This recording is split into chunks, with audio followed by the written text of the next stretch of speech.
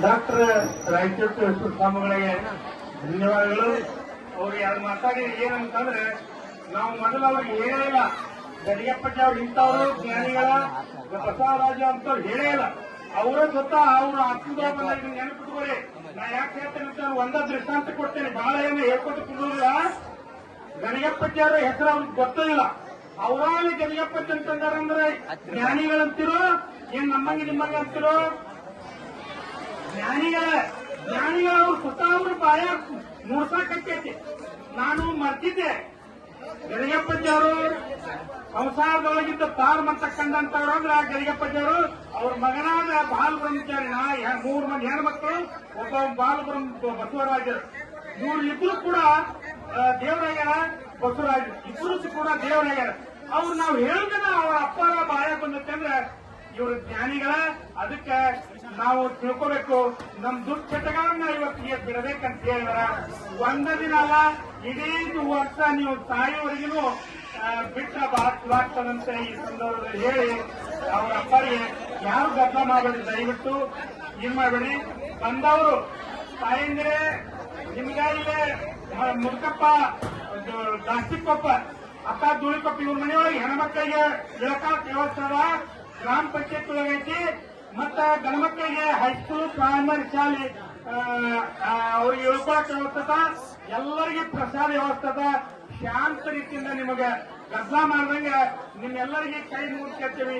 ಶಾಂತ ರೀತಿಯಿಂದ ಪ್ರಸಾದ ಮಾಡಿ ನಿಮ್ಮ ಭದ್ರವಾಗಿ ನಿಮ್ಮ ಸಾಮಾನುಗಳನ್ನ, ಬ್ಯಾಗ್ಗಳನ್ನ ಏನೂ ಆಗದಂಗೆ ಅದನ್ನ ತಂದು ನಂದು ಬಂಗಾರ ಹೋಗೈತಿ, ಚೀಲ ಹೋಗೈತಿ ಅಂತ ಹೇಳಿ ಯಾರು ಈ ಕಾರ್ಯಕರ್ತರಿಗೆ ಅಡ್ಡಾಡ ಮಟ್ಟ ಬರಬಾರ್ದು ಅಂತೇಳಿ ನಿಮಗೆಲ್ಲ ಶರಣರಿಗೆ, ಬಂಧುಗಳಿಗೆ ಬಸವಣ್ಣವ್ರನ್ನ ತಿಳ್ಕೊಡ್ತೀವಿ. ನಿಮ್ಗೆ ಶರಣರನ್ನ ತಿಳ್ಕೊಡ್ತೀವಿ. ಅಂತವ ನೀವೆಲ್ಲರೂ ಮಾಡಿ ಪಡ್ಕೊಂಡು ಅವರ ದೀಕ್ಷೆಯನ್ನ ಪಡ್ಕೊಂಡು ನಾವೆಲ್ಲರೂ ಧನ್ಯ ಆಗೋಣ ಅಂತ ಹೇಳಿ ಈಗ ಎಲ್ಲರೂ ಮಂಗಳಾರತಿ ಹೇಳ್ತಾರ.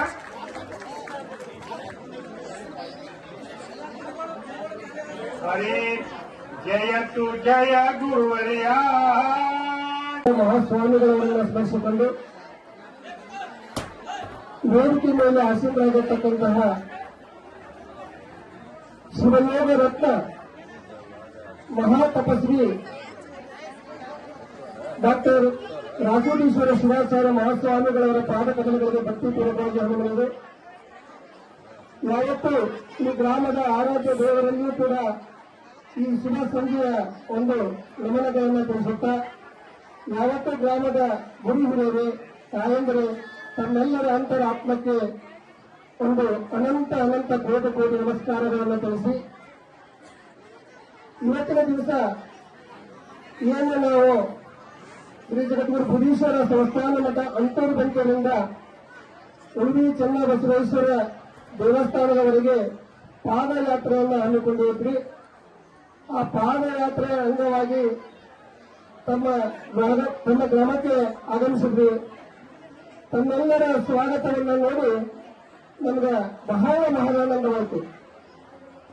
ಭಕ್ತಾದಿಗಳೇ, ನಾವು ನಡೆದುಕೊಂಡು ಬರುವ ದಾರಿಯಲ್ಲಿ ಪರಮಪೂಜ್ಯರಿಗೆ ಒಂದು ಮಾತನ್ನು ಕೇಳಿದ್ವಿ.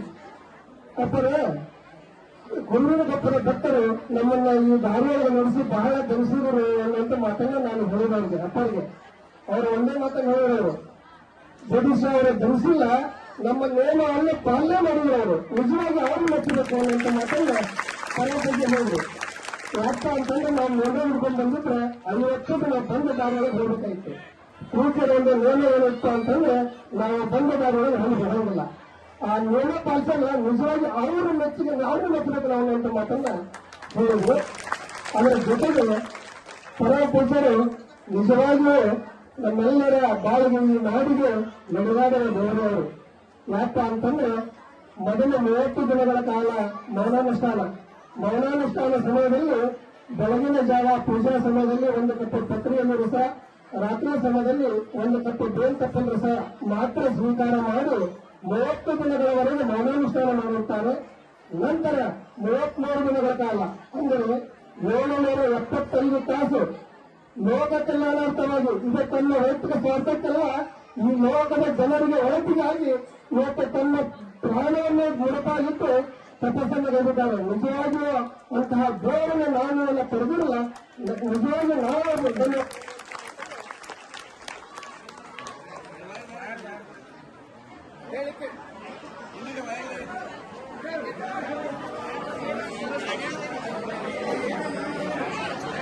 Hello.